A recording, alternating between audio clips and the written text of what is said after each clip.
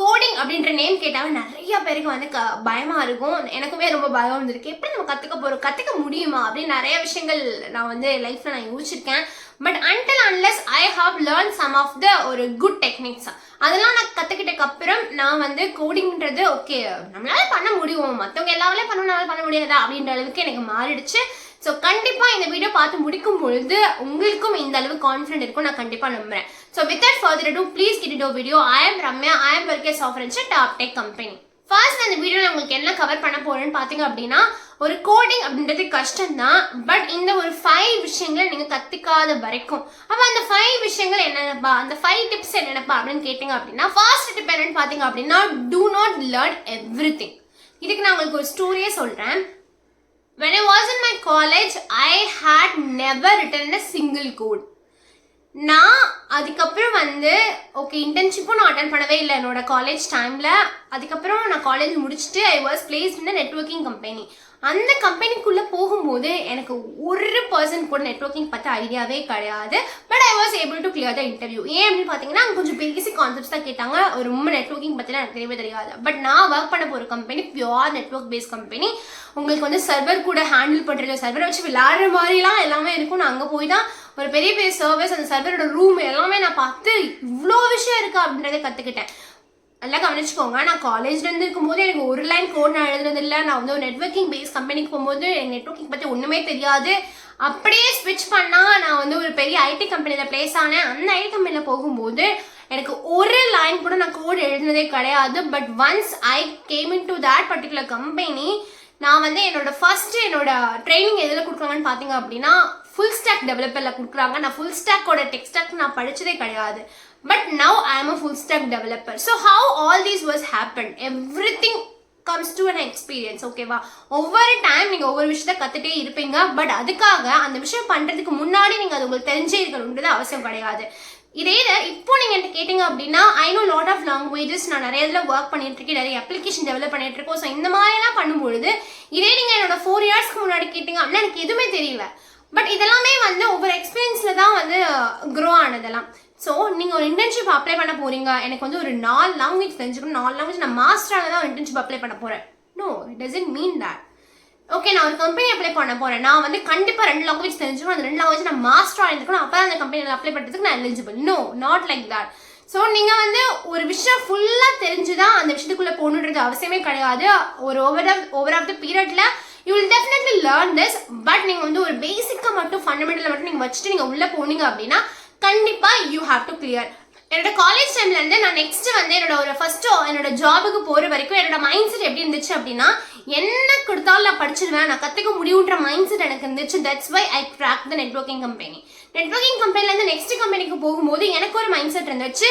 Even தான் நான் வந்து ஒரு சாஃப்ட்வேர் கம்பெனிக்குள்ளே போனாலும் என்னால் அந்த டெக்னாலஜியை வந்து கோப்பப் பண்ணிக்க முடியுன்ற மைண்ட் செட் இருந்துச்சு. அதனால தான் என்னால் அதை சஸ்டெயின் ஆக முடிஞ்சுது. So once I get in to that company, அப்போ எனக்கு ஒரு மைண்ட் செட் இருந்துச்சு. ஈவன் தான் எனக்கு ஒரு லைன் ஆஃப் த கோட் நான் எழுதுனதே இல்லைனாலும் என்னால் ஒரு ஃபுல் ஸ்டாக் டெவலப்பிங் ஃபுல்லாக கற்றுக்க முடியுன்ற மனநிலை தான் இப்போ நான் ஃபுல் ஸ்டாக் டெவலப்பர் இருக்கிறது காரணம். ஸோ எல்லாமே உங்களால் முடியுன்ற ஒரு கான்ஃபிடென்ட் லெவல் இருந்துச்சு அப்படின்னா definitely you can do that.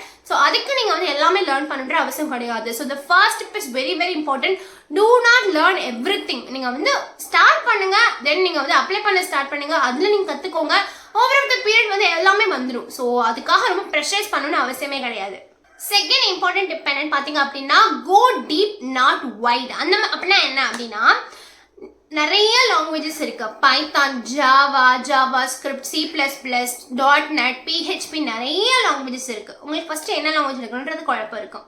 நிறைய டெவலப்மெண்ட்ஸ் இருக்கு. For example app development, web application, web development இருக்கு. வெப் டெவலப்மெண்ட்லயுமே ஃப்ரண்ட் எண்ட் இருக்கு, பேக் எண்ட் இருக்கு. அதுக்குள்ளேயுமே வந்து ஃப்ரண்ட் எண்ட்ல என்ன டெக்னாலஜி யூஸ் பண்ண போறீங்க, ஃப்ரண்ட் எண்ட் வச்சு நீங்க வந்து ஜாவா ஸ்கிரிப்ட் வச்சு யூஸ் பண்ணிக்கலாம்.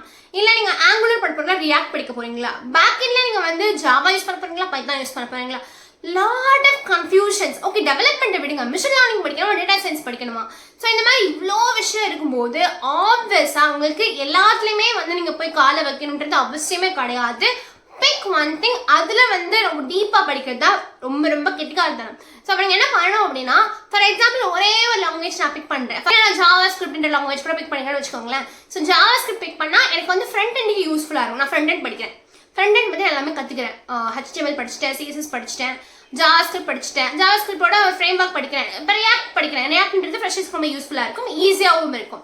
ஸோ React எடுத்து படிக்கிறேன். நான் ஃப்ரண்ட் அண்ட் முடிச்சிட்டேன். ஃப்ரண்ட் அண்ட் நான் எப்போ சாட்டிஸ்ஃபை ஆகுறேன், okay I completed those parts and I have completed some of the projects நான் எப்போ நினைக்கிறேனோ then only I can dive deeper into back end. நான் வந்து போய் front end and back end ஒரே டைம்ல நீங்க பண்ணீங்க அப்படின்னா கண்டிப்பா ரொம்ப கஷ்டமா இருக்கும். So once you completed whatever you are thinking, then you can move into next development. இல்லை எனக்கு வந்து இந்த மாதிரி டெவலப்மெண்ட்லாம் இன்ட்ரெஸ்ட் இல்லைக்கா, நான் வந்து மிஷின் லேர்னிங் போகிறேன் அப்படின்னா ஓகே மிஷின் லேர்னிங் நீங்கள் போங்க. அதில் நீங்கள் டேட்டா சயின்ஸ் என்ன படிக்கிறீங்க, மிஷின் லேர்னிங்லேயே 2 டைப்ஸ் இருக்குது, சூப்பர்வைஸ் லேர்னிங் அன்சூப்பர்வைஸ் லேர்னிங். நான் அதில் இப்போ என்ன படிக்க போகிறேன், நீங்கள் அதில் என்ன வந்து ஸ்பெஷலைஸ் பண்ணி போகிறீங்க, இதெல்லாமே நீங்கள் பார்த்து வச்சுட்டு தான் நீங்கள் வந்து அதில் நீங்கள் உள்ளே போகணுமே தவிர நீங்கள் எல்லாரும் தொட்டு வச்சிங்க அப்படின்னா உங்களுக்கு அதுவே ரொம்ப கஷ்டமாக இருக்கும்.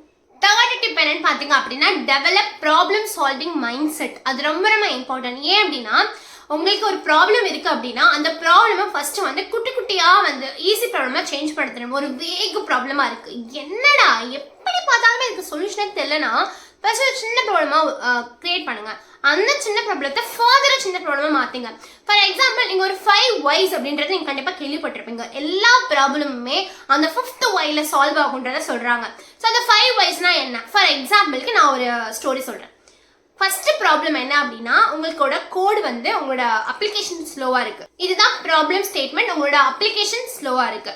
ஃபர்ஸ்ட் ஒய் நீங்க என்ன கேக்குறீங்க அப்படின்னா ஏன் ஸ்லோவா இருக்குன்றது கேக்குறீங்க. அதுக்கு என்ன பதில் அப்படின்னா கோட் வந்து டேட்டா ப்ராசஸிங் மட்டுமே ஸ்லோவா இருக்கு, ஸோ அதனால என்னோட அப்ளிகேஷனுமே ஸ்லோவா இருக்கு. ஸோ ஃபர்ஸ்ட் ஒய்க்கான ஆன்சர் என்ன அப்படின்னா ஸ்லோ டேட்டா ப்ராசஸிங்கா இருக்கு. Second why why is happening அப்படின்ற ஒரு கொஸ்டின் வரும்போது என்ன ஆகுது அப்படின்னா ஏன் அவ்வளோ ப்ராசஸ் ஆகிட்டே இருக்கு. அப்போ நான் 2 நெஸ்டட் லூப் நான் யூஸ் பண்ணியிருக்கேன். ஸோ நெஸ்டட் லூப் யூஸ் பண்ணது தான் என்னோட செகண்ட் ஒய்க்கான ரீசனா இருக்கு. ஸோ இங்க தேர்ட் ஒய் வருது, why is is happening.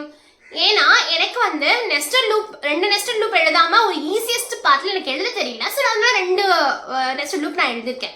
So அதுதான் என்னோட ப்ராப்ளமா இருக்கு. எனக்கு I don't know how to write easiest way. Then fourth why வருது, ஓகே ஏன் உங்களுக்கு ஈஸியஸ்ட் ப்ராப்ளமே எழுத தெரியல, வை இஸ் இஸ் ஹேப்பனிங்னு வருது. எனக்கு ஸ்பீடா ஒர்க் ஆகிறதுக்கான அல்காரிதம்ஸ் தெரியல, எனக்கு லிமிட்டட் நாலேஜ் ஆஃப் அல்காரிதம்ஸ் தான் இருக்கு. ஸோ இதுதான் ஃபோர்த் ஒய்க்கான ரீசனா இருக்கு. ஓகே ஸோ வை ஏன் உங்களுக்கு லிமிட்டட் நாலேஜ் ஆஃப் அல்காரிதம்ஸ் தான் தெரியல, ஏன் அப்படின்னா டேட்டா ஸ்ட்ரக்சர் அல்காரிதம்ஸ் நான் கத்துக்கல. ஸோ 5th ஒய்ல உங்களுக்கு என்ன ஆன்சர் வருது அப்படின்னா நீங்க டேட்டா ஸ்ட்ரக்சர் அல்காரிதம்ஸ் கத்துக்காததுதான் உங்களோட ஃபர்ஸ்ட் பிரச்சனை இருக்கு. பாத்தீங்களா ஏன் அந்த கோடு ஸ்லோவா ஒர்க் ஆகுதுன்றதுக்கு 5 ஒய்க்குமே இதான் காரணம். So this is how the process is. நீங்க வந்து ஒரு ப்ராப்ளம் ஸ்டேட்மெண்ட் எடுத்துறீங்க அப்படின்னா எந்த மாதிரி அதை டிவைட் பண்றீங்க, எங்க போய் நிக்குது. அப்போ ஒரு ப்ரோக்ராம் ஸ்லோவா இருக்குன்ற பட்சத்துல டேட்டா ப்ராசஸிங் தப்பா இருக்கு, டேட்டா ப்ராசஸிங் ரொம்ப ஸ்லோவா இருக்கு. ஏன் 2 ஃபார் லூப் யூஸ் பண்ணிருக்கீங்க, 2 ஃபார் லூப் யூஸ் பண்ணும்போது ஆட்டோமேட்டிக்கா உங்களுக்கு இது வந்து அப்படியே ஸ்லோ ஆகும். அந்த ஸ்லோ ஆகிறதுக்கு வந்து நீங்க வந்து ஒரு குயிக் அல்காரிதம் வந்து யூஸ் பண்ணணும். அந்த அல்காரிதம் உங்களுக்கு தெரியலன்ற பட்சத்துல நீங்க டேட்டா ஸ்ட்ரக்சர் அல்காரிதம்ஸ் ஒழுங்கா படிக்கல. அப்போ டே டு டே நீங்க ப்ராப்ளம் சால்விங் மைண்ட் செட்டும் உங்க டேட்டா ஸ்ட்ரக்சர் அல்காரிதம்ஸோட மைண்ட் செட்டும் ஐ மீன் நாலேஜும் உங்களுக்கு எவ்வளவு இம்பார்ட்டன்ட் எனக்கு தெரியும். ஸோ இதெல்லாம் நீங்க கத்துக்கிட்டீங்க அப்படின்னா கோடிங்ன்றதுலாம் உங்களுக்கு ரொம்ப ஈஸி. ஸோ அதை நீங்க கண்டிப்பா லேர்ன் பண்ணி ஆகணும். ஃபோர்த் டிப் என்னன்னு பாத்தீங்க அப்படின்னா learn debugging. It was a very ஒரு அண்டர்ரேட்டடான திங். யாருமே பண்ண மாட்டோம். நமக்கு ஒரு எரர் வந்தோம்னா டக்குனு குயிக்கா என்னன்னா நமக்கு சொல்யூஷன் இருக்குன்னு பார்க்க தான் போவோம். பட் அப்படி பண்ணவே கூடாது. டீபக் பண்ணி பார்க்கணும். ஏன் இது ஒர்க் ஆகல, இந்த ஃப்ளோல என்ன மிஸ்டேக் இருக்கு. ப்ளீஸ் ட்ரஸ்ட் மீ, நான் வந்து ஒரு ஜஸ்ட் ஒரு for லூப்ல i = 0, i less than something, i ++ போடும்போது ஐக்கு பதிலாக முன்னாடி இன்டீஜரோட டைப் நான் எழுதலை, டேரக்டா ஐல இருந்து நான் ஸ்டார்ட் பண்ணிட்டேன். இந்த கோடு ஒர்க் ஆகல. I spend almost 1 hour. நம்புவீங்களா? கண்டிப்பா நம்ப மாட்டேங்க. சில பேர் மேபி நல்ல ப்ரோக்ராம் இருக்கவங்க இங்கதான் போடலன்னு டேரக்டா அந்த பாயிண்ட் அவுட் பண்ண முடியும். பட் நான் என்னோட பிகினர் டைமிங்ல இதெல்லாம் கூட தெரியாம நான் வந்து 1 hour கிட்டலாம் உட்காந்து நான் ட்ரை பண்ணியிருக்கேன். எங்க தப்பு. பட் இதே நார்மலா நம்ம என்ன பண்ணுவோம், காப்பி பண்ணுவோம், ChatGPT கொடுத்து என்ன தப்பு இருக்கு டக்குன்னு வந்து பண்ணி கொடு அப்படின்னு சொல்லுவோம். அது குயிக் 1 minute பண்ணி கொடுக்கும். பட் இதே ஒரு இஷ்யூவா நீங்க ஒரு ஃபியூச்சர்ல நீங்க ஃபேஸ் பண்ணும்போது உங்களுக்கு இந்த மைண்ட் வராது.